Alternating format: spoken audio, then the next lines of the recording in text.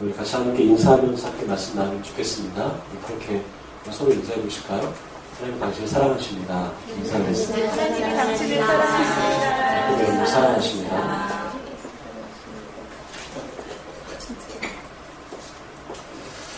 네, 감사합니다. 우리 주일 오전에는 로마서 강의 벌써 10번째 시간입니다. 배속과 용서라는 제목으로 함께 로마서의 말씀 가지고 하나님의 은혜와 말씀 나누도록 하겠습니다. 여러분, 지난 시간에 여러분들이 들으셨던 말씀을 간단히 생각해보면 바울은 계속해서 우리에게 큰 흐름으로 로마서 전체에서 사람들이 본질적으로 죄인이다라는 것을 이렇게 드러냅니다. 굉장히 강력하게 드러냅니다. 특히 누구한테 그러냐면 유대인들에게 특히 합니다. 지금으로 말하면 교회 다니는 사람들입니다. 교회 안 다니는 사람들도 스스로 그 사람들은 오히려 착해요. 스스로가 악하다고 생각합니다. 근데 교회 다니는 사람들은 그런 마음이 별로 없어요.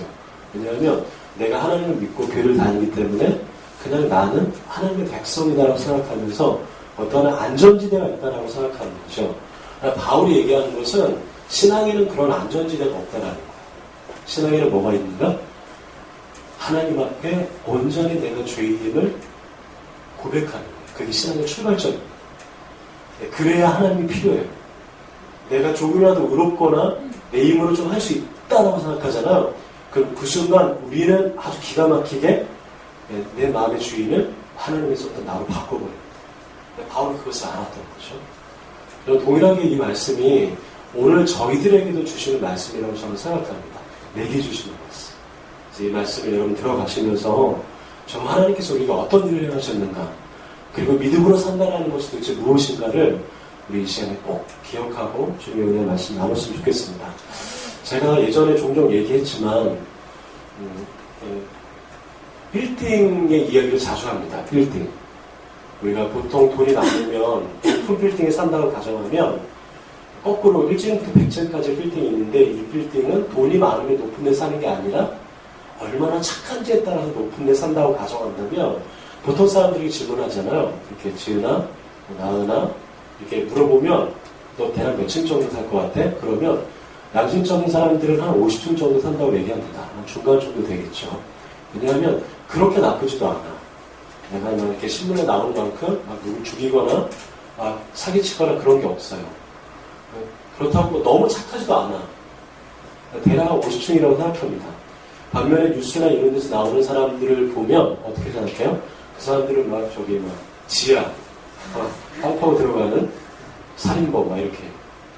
반면에 마더 테레사 같이 막 이런 어마어마한 분들을 우리가 보면 한 거의 99층? 이 정도쯤 생각합니다. 우리의 기준이라는 거죠.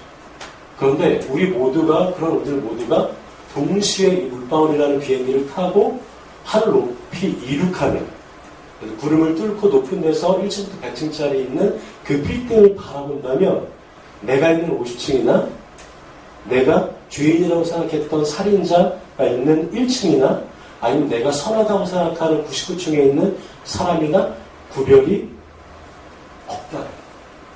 아주 작은 점밖에 안 되겠죠.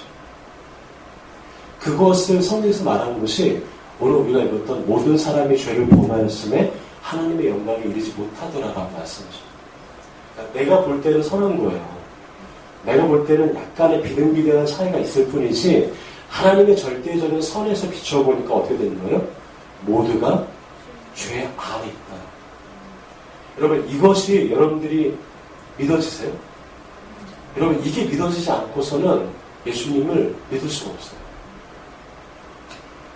내가 하나님의 도움이 필요한 죄인이라는 사실이 믿어지지 않으면 믿음의 진보가 도저히 이루어질 수가 없어요. 십자가가 안 믿어져요. 그냥 교회 나오는 게 따분해요. 교회 나오는 게 재미가 없을 수밖에 없어요. 그러면 사람은 자기가 즐거워하는 거에 어찌됐든 목숨 걸고 합니다. 아무리 피곤해도. 그런데 이것을 모르면 교회 나오는 게 즐겁지가 않아요.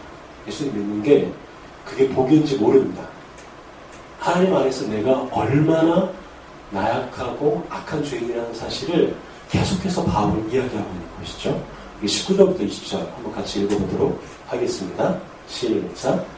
우리가 알거니와 율법이 말하는 바는 율법 아래 있는 자들에게 말하는 것이니 이는 모든 일을 막고 온 세상으로 하나님의 심판 아래에 있게 하려 합니다. 그러므로 율법의 행위로 그의 앞에 의롭다 하심을 얻으니 율법으로는 죄를 깨달음이니라. 아멘. 맞아요. 그러니까 율법을 준수함으로 내가 어떤 거를 이렇게 함으로 인해서 하나님의 구원에 이르지 못한다라는 것을 아는 것이 중요합니다. 여러분들이 이렇게 예배를 드리잖아요. 또 헌금도 하잖아요. 또 여러분 일주일 동안 성경도 읽으셨잖아요. 기도도 하셨잖아요. 그게 여러분들을 노력해 할 수 없다라고 보여주죠. 왜 해야 되냐? 좀 나중에 말씀드릴게요. 그렇다고 그거를 할 필요가 없다는 건 아니에요. 근데 그게 본질적으로 우리를 의롭게 하거나 우리가 구원받았다라고 확증해 줄 수 있는 어떠한 그런 재반 장치가 전혀 될 수 없다는 거죠. 왜 그럴까요? 왜냐하면 우리라는 존재가 저와 여러분들이라는 존재가 본질적으로 따라하겠습니다. 피조물. 네, 피조물이기 때문에 그래요. 피조물은 무엇인가요? 지음받은 존재라는 거예요. 지음받은 존재의 특징은 무엇이냐면 부족함을 느낀다. 여러분 허전함 느낄 때 있지 않으세요? 일주일 동안 허전함 느끼지 않으셨어요? 여러분 허전함 느낄 때 여러분 쉽게 움직이면 안 됩니다. 우리는 허전함을 늘 느껴요. 우리 여자분들도 있고 남자분들도 있는데 허전할 때 내가 허전하기 때문에 누구 만나면 절대 안 돼요. 100% 딴 길로 빠집니다. 허전할 땐 어떻게 해야 되나요? 허전할 때 어쨌든 허전해서 누구를 만나거나 허전해서 음식을 먹거나 허전해서 뭘 하는 거는 굉장히 이게 계속된 공허함이에요. 네, 더 얘기는 안 하겠습니다. 여러분 허전할 때 왜냐하면 왜 우리가 허전하냐면 우리가 지음받은 존재이기 때문이에요. 부족함을 느끼는 존재라는 것이죠. 근본적으로. 근데 문제는 뭐냐면 그 부족함을 느낄 때 그 부족함을 누가 채우려고 하는 거예요? 성경에서는 이것을 보다 더 구체적으로 한 단어로 표현하는데 그것이 무엇이냐면 죄라고 표현합니다. 여러분들이 생각하는 죄의 범위가 굉장히 많죠. 살인, 거짓말, 사기, 강간 여러 가지 죄들의 드러나는 형상이 있잖아요. 성경은 본질적으로 그 죄 이전의 본질적인 죄의 특징이 무엇이다? 내가 주인 되는 것. 그래서 내가 나의 부족함을 채우고자 하는 거죠. 그것이 죄의 대표적인 성격인 거예요. 사람들이 이렇게 부족함을 느끼죠. 그런 부족함을 느끼는 사람들에게 하나님께서 율법을 주셨습니다. 말씀을 주셨어요. 여러분, 여러분들의 경험에 한번 비추어 생각해 보세요.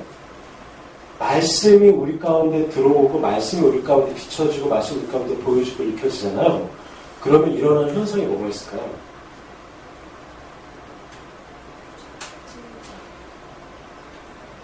네. 말씀이 우리 가운데 들어오잖아요. 그러면 우리가 드러납니다. 말씀을 내가 읽잖아요. 그 두 부류가 있어요. 아무 생각 없이 그냥 말씀 읽다가 지쳐서 나가 떨어지는 사람이 있어요. 이게 무슨 내용인가 싶어서. 그건 그 말씀이 수박 껍질, 표피만 있는 거죠. 그러다가 지쳐서 그냥 나가 떨어져요. 근데 여러분 정말 말씀을 읽잖아요. 그러면 그 말씀이 여러분들을 읽어요. 이게 무슨 얘기냐면 내가 어떤 사람인지를 말씀을 볼 때 이해가 돼요. 전에는 이게 죄가 아니었어요. 전에는 내가 음란 비디오를 보는 게 죄가 아니었어. 그런데 말씀을 보잖아요. 그럼 어느 때부터가 그게 죄라고 느껴지는 거예요. 이건 정말 말씀을 잘 읽는 거예요. 이런 말씀을 읽을 때 여러분들이 누구라는 것을 여러분들이 죄인이라는 사실을 알게 되잖아요. 그거는 제대로 된 성경을 읽는 거예요. 오늘 성경에서 말씀하신 건 뭐냐면 말씀이 우리 가운데 오면 하나님 앞에서 우리의 죄가 드러난다는 얘기예요. 정말 하나님의 말씀을 읽으면 사실은 그 앞에서 우리가 할 말이 사라져요. 내가 하나님한테 여러 가지로 변명하고 하나님께 원망하고 하나님 이렇게 막 여러 가지 할 얘기가 있는데 정말 말씀을 대하면 정말 말씀 앞에 무릎 꿇으면 내가 하고 싶은 말들이 사실은 다 사라져요. 그래서 오늘 본문 말씀에 보면 19절을 보면 입을 막았다라는 표현을 쓰고 있죠. 입을 막게 돼요. 하나님 앞에서 침묵하게 된다는 거예요. 여러분 하나님 앞에 하고 싶은 말이 너무 많은데 하나님이 내게 오셔서 내가 입을 다물었을 때 여러분 경험을 혹시 가지고 계세요? 처음에는 기도할 때 이래요. 그럴 때 많습니다. 나와서 기도해요. 물방울 나와서 기도합니다. 하나님 어떻게 이럴 수 있어요? 어떻게 얘가 이럴 수 있죠? 막 처음에는 막 이래요. 막 뭐라고 내 안에 있는 걸 막 얘기하고 기도해요. 근데 그 기도가 한 5분, 10분 지속되잖아. 그럼 어떻게 되는 줄 아세요? 할 말이 점점 없어져요. 왜? 하나님이 내 안에 내가 한 말에 대해서 그렇게 중요한 말이 아니다라는 느낌을 기도할 때 주시는 거예요. 처음에는 막 소리도 크고 몸도 앞으로 막 앞뒤로 움직이다가 막 기도하고 당근 치면서 기도하는데 기도가 깊어지고 말씀이 다가오면 어떻게 돼요? 그냥 주님 앞에 침묵하게 돼요. 하나님 죄송해요. 제가 또 하나님 앞에 미친 짓 했네요. 이렇게 하게 되는 거예요. 정말 하나님 말씀이 다가와요. 사도 바울은 그걸 알았죠. 말씀이 유대인들에게 들어가면 말씀이 교회를 다니는 사람들에게 진짜로 들어가면 하고 싶은 말들이 사라져요. 줄이면 나옵니다. 이 시대 교회의 문제점은 뭘까요? 크리스천의 문제점은 뭘까요? 크거나 작거나 모든 크리스천들의 문제점은 뭐예요? 자기 말을 하기 때문에. 자기 변명을 하기 때문에 그래요. 아니에요.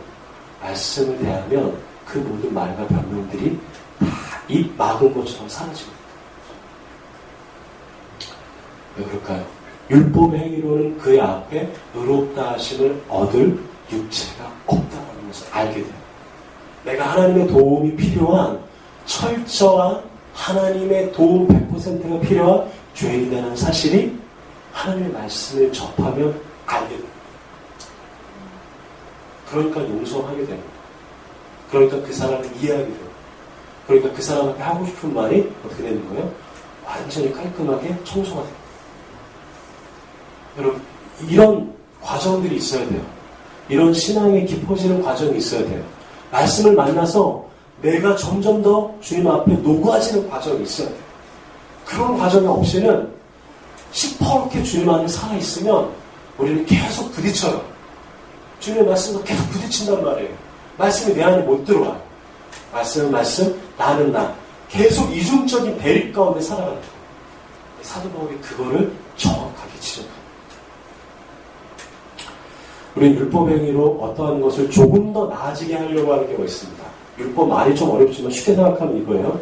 여러 가지 신앙적인 행동을 하게끔 독려를 받죠. 예를 들면 성경을 읽거나 혹은 주유성수를 하거나 헌금을 합니다. 혹은 봉사도 해요. 혹은 찬양인도를 하거나 어떠한 일을 해요. 근데 문제는 뭐냐면 이것을 내가 열심히 하잖아요. 열심히 하면 내가 어제보다 오늘 좀 더 나아질 거라고 생각한다는 거예요.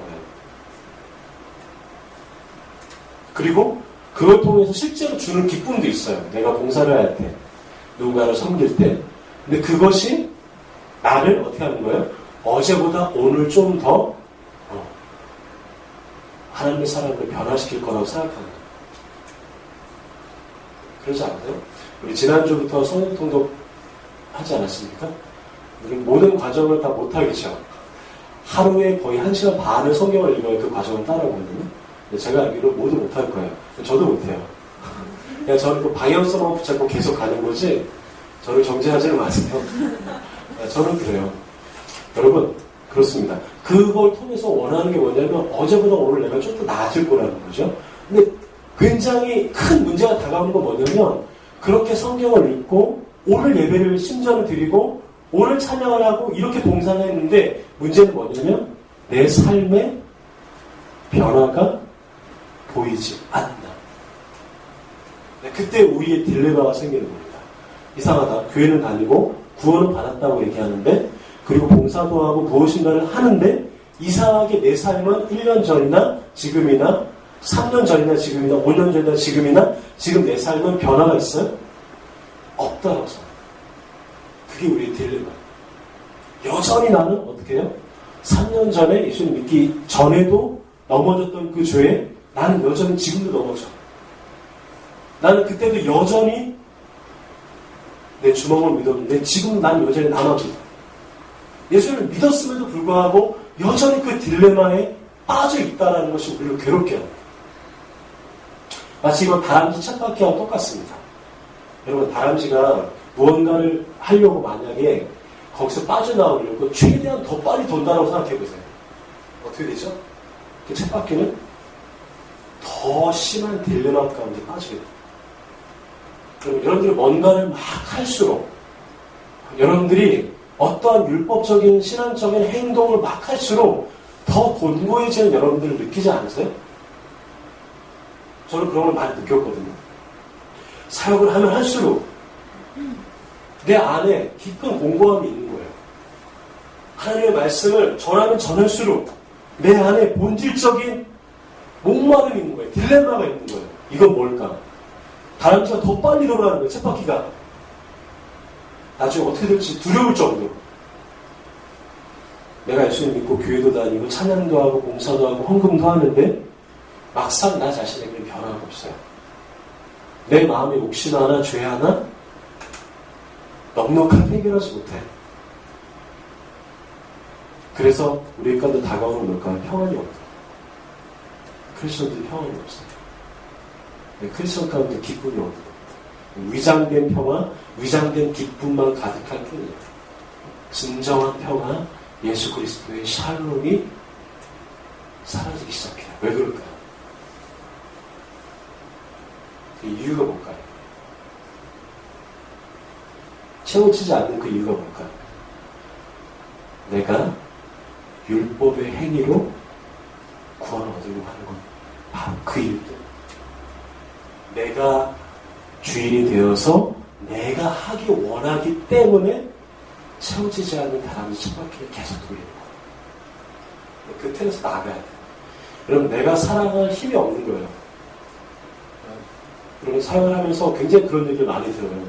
교회가 이렇게 사람이 없냐. 사람이 나오든 안 나오든 연락도 없고. 저는 원래 그래요. 저는 원래 사랑이 없습니다. 여러분 저한테 많은 거를 기대하시거나 혹은 여러분들이 누군가 붙잡고 있는 어떤 멘토한테 많은 걸 기대하시면 안 돼요. 왜? 원래 사랑할 수 없는 존재들이 일시적인 사랑을 할 수 있겠지. 그러나 여러분들이 원하는 것처럼 지속적인 사랑을 못해요. 전 그런 존재가 안 돼요. 이해할 수 있는 존재가 아니라니까요. 이해를 바라지만 이해할 수 있는 능력이 없어 우리 안에. 본질적으로. 여러분 너무 누구를 기대지 마세요. 선을 행할 능력이 없는데 선을 행하려고 하니까 뭐가 생기는 거예요? 괴로운 거예요. 사랑을 행할 능력이 없는데 상대방에게 사랑을 원하니까 어떻게 하는 거예요? 그게 갈등이 되는 거예요. 여러분 부부 안에서도 사실은 본질적으로 우리는 사랑할 수 있는 능력이 없다는 거를 깔고 들어가야 돼요. 깔고 들어가야 돼요. 만약 잠깐의 사랑을 보여도 우리 안에 어떤 마음이 드는지 아세요? 야, 그거 이중적인 모습 아니냐? 이렇게 얘기하는 거예요. 실제로는 안 그러는데 왜 지금 이러냐? 라고 우리 안에 스스로 우리를 이중적인 모습으로 판단하는 부분들이 있단 말이죠. 본질적으로 우리 안에 여러분 사랑할 수 있는 능력, 선을 행할 수 있는 능력이 성경은 없다라고 말씀하죠. 그럼 뭐예요? 그런 능력이 없는 사람이 먼저 해야 할 일은 뭘까요? 지금 다시 나를 추스려서 실현하고 해서 막 사랑을 행하는 거예요? 제가 막 여러분들 거룩한 척해서 여러분들에게 막 선을 행하고 막 이래야 돼요? 사랑을 행하고? 아니에요. 그것보다 더 본질적인 게 있단 말이죠. 그건 뭐냐면 내가 선을 행할 능력이, 사랑을 행할 능력이 없다는 것을 인정합니다. 그리고 어떻게 하는 거예요? 그러기 때문에 주님을 찾는 거예요. 그러기에 주님께 도움을 구하고, 그것이 능력이 없는 사람들이 해야 할 모습입니다. 하나님의 은혜를 구해야 되는 거죠. 우리 21절부터 22절 그런 부분에 대해서 말씀하고 계십니다. 같이 한번 읽도록 하겠습니다. 이제는 율법 외에 하나님의 한 의가 나타났으니 율법과 선지자들에게 증거를 받은 것이다. 곧 예수 그리스도를 믿음으로 말미암아 믿는 자에게 미치는 하나님의 의인이 사령이 법률이다. 아멘. 그래요. 그런 우리들에게 한 가지 해결책이 주어진 거예요. 그런 딜레마 가운데 계속 빠져서 다람쥐 쳇바퀴 돌리듯이 내가 뭔가를 열심히 하면 할수록 더욱더 곤고해지는 우리들에게 하나님이 견디다 못해 어떻게 하신 거예요? 한 가지 해결책을 주신 거예요. 말씀 외에. 그것이 바로 예수 그리스도죠. 우리 바로 예수입니다. 우리의 삶의 근본적인 그런 목마름을, 이런 끝없는 다람쥐 쳇바퀴 같은 삶을 종식시키실 분, 그분이 바로 예수 그리스도죠. 성경은 그것이 하나님의 의로우심이라고 말씀하셨어요. 여러분, 하나님이 세상을 이처럼 사랑하사 독생자를 주셨으니 이는 저를 믿는 자마다 멸망치 않고 영생을 얻게 하셨다라고 말씀하시는 하나님의 의로우시다. 그러면 이분은 우리에게 먼저 노크하고 들어오신 분이 아니세요. 우리에게 먼저 허락받고 들어오신 분이 아니세요. 이분은 먼저 우리에게 그냥 우리의 의견을 물어보고 오신 분이 아니에요. 왜? 우리 쪽에서는 완전히 답을 상실했기 때문에 주님께서는 우리에게 일방적으로 그리스도의 십자가로 우리 가운데 함께 하셨어요. 그분을 우리는 믿고 받아들이기만 하면 되는 거예요. 그분을 요청하기만 하면 되는 거라고요. 그렇게 쉽냐고요? 그렇게 쉬워요. 쉽기 때문에 사람들이 안 해요. 수련하는 게 아니에요. 그 대가를 우리가 지불하는 게 아니라고요. 주님의 의로움은 예수 그리스도의 십자가를 나의 것으로 믿고 그분을 나의 구주로 받아들입니다. 그것이 주님께서 우리에게 이 목마름을 끊을 길이라고 우리에게 주신 하나님의 의로움이세요. 사도 바울이 이것을 유대인들에게 너무나 갈망하면서 얘기하는 거예요. 그거 아니다라는 거예요. 그 율법으로, 그 행동으로, 그 행위로 구원 얻는 게 아니라는 거예요. 그걸 하면 할수록 더 목마르다라는 거예요. 목마른 사람이 탄산음료 마시듯이 더 목마르고 갈증이 나는 그 일을 그만 멈추고 생명이고 하나님의 의로움이신 그 예수님을 요청하라. 찾으라. 그걸 받아들이라.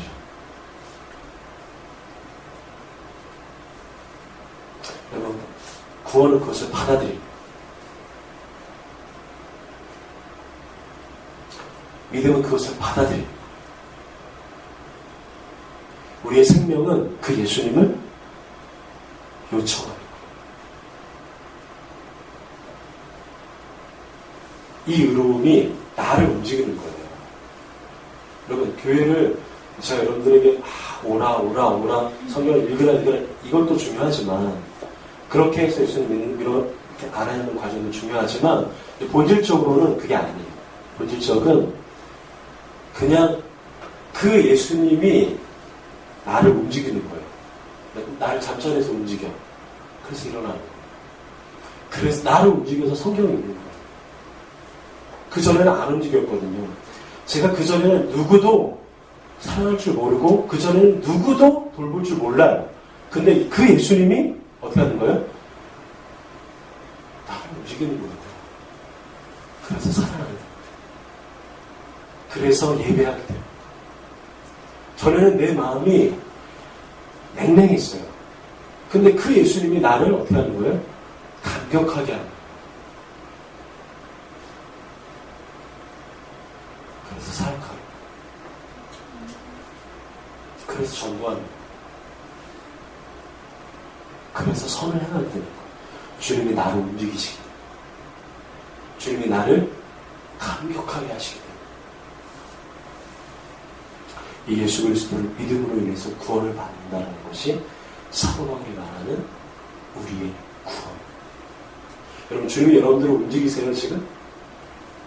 아니면 여러분들이 여러분들을 움직이세요? 어려우십니까? 제 말에. 여러분들의 모든 행위를, 모든 행동이나 이런 부분들을 여러분, 하나님이 움직이세요? 그분의 사랑과 그분의 은혜와 그 감격이 여러분들을 움직이세요? 잠자리에서 깨우세요? 기도하기 위해서 무릎 꿇게 하세요? 말씀을 펼치게 하세요? 누군가를 안타까운 마음으로 바라보게 하세요? 그러면 구원의 감격 가운데 살아요. 여러분, 이걸 점검을 하셔야 돼요. 그렇지 않으면 여러분 어려워요. 주님이 내 마음을 움직이는 감격이 없잖아요. 힘들어요. 정말 어렵습니다. 저는 그런 은혜와 감격이 저 여러분들 가운데 있기를 소망하고 축복합니다. 우리 23절부터 24절까지 읽겠습니다. 모든 사람의 죄를 범하였음에 하나님의 영광에 이르지 못하더니 그리스도 예수 안에 있는 성령으로 말미암아 하나님의 은혜로 값없이 의롭다 하심을 얻은 자 되었느니라. 아멘. 맞아요. 내 삶이 나의 기준이 아닌 거죠. 내가 선하고 내 삶이 웰빙, 왜 좋다라고 하는 그 기준이 이게 나의 눈높이가 아니라는 거예요. 하나님의 눈높이라는 거예요. 근데 그 기준에서 봤더니 모든 사람들이 다 1층이나 100층이나 똑같이 죄 가운데 있다라는 거예요. 여러분, 죄 가운데 있다는 것은 무엇이냐면 하나님과의 끊어진 관계를 말합니다. 여러분, 누구와 관계 끊어져 본 적 있어요? 누구와 사귈 때, 헤어졌다가 만났다 헤어졌을 때 이런 관계를 경험해 본 적 있어요? 끊어졌을 때의 그 느낌. 더 이상 얘기도 안 되고, 더 이상 말도 전할 수 없고, 더 이상 서로가 벽을 쌓고 있는 그 상황. 죄는 바로 그 하나님과 관계를 끊는 역할을 해요. 가위와 같단 말이에요. 연결되어 있는 끈을 끊어요. 여러분, 이 관계가 끊어지잖아요. 그럼 어떻게 되죠? 더 이상 교제할 수가 없어요. 그럼 죄가 있을 때 하나님과의 관계와 교제가 끊어져요. 여러분들이 하나님을 알았다고 해도 죄가 있잖아요. 그러면 여러분 그 죄가 하나님과 여러분 사이를 어떻게 해요? 끊어요. 죄가 있는 사람들이 가장 첫 번째 해야 될 것은 무엇이냐면 하나님과 교제하는 척하는 게 아니에요. 그 죄를 하나님 앞에 있는 그대로 아이처럼 고백하는 게 중요해요. 그래서 그 관계를 회복해야 돼요. 하나님과 관계. 그것이 최우선해야 되죠. 여러분, 죄가 씻어져야 그 다음 하나님과의 만남이 가능해요. 죄가 정리가 되고 청소가 돼야 그 위에 하나님께서 어떻게 하시는 거예요? 하나님의 은혜를 부으시는 거예요.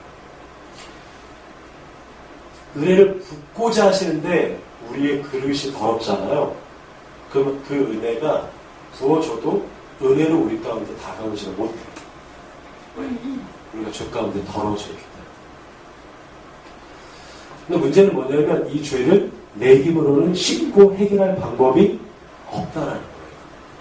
우리는 끊임없이 하나님의 죄 가운데 있는 존재인데 그 죄로 인해서 하나님 관계가 끊어졌고 그러면 이 죄를 해결해야 된다는 것을 충분히 아는데 문제는 여기서 막히는 게 이 죄를 내 힘으로는 어떻게 하는 거예요? 해결할 방법이 없다라는 거예요. 그런데 하나님이 그 길에서 그 막다른 길에서 해결책을 주신 거예요. 그분이 바로 예수 그리스도입니다. 여러분들이 성경을 10장 읽으면 좀 더 이렇게 좋아진 것 같고 기도를 1시간 하면 더 좋아지고 그게 아니에요. 예수님을 붙잡을 때 우리의 근본적인 삶이 움직여집니다. 변화돼요. 그 죄가 씻어지게 됩니다. 끊어지게 됩니다. 저는 이러한 구원과 이러한 하나님의 은혜와 소망이 저 여러분 가운데 있기를 소망하고 축복합니다. 정말 축복합니다. 그렇게 사시고 그렇게 사역하시고 그렇게 매일매일의 삶을 은혜와 사랑과 감격 가운데 살아가시길 소망하고 축복합니다. 잠깐 기도하도록 하겠습니다.